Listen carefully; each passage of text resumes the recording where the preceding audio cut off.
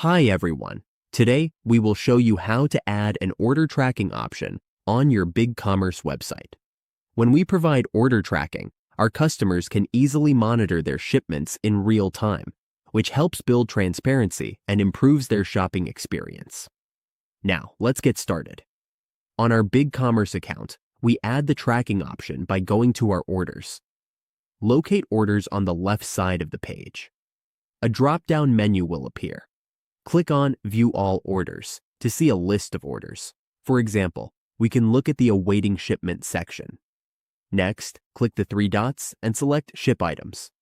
After clicking Ship Items, a panel will appear on the right where we can set up the tracking options.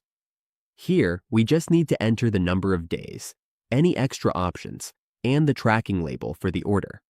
For shipping, we have options like First Class Package. Let's use FedEx as an example. In this section, we enter the tracking ID number. This way, we add a tracking ID number to the order. We can also choose the shipping method, such as delivery door-to-door. When we finish setting up the shipment options, just select Shipment.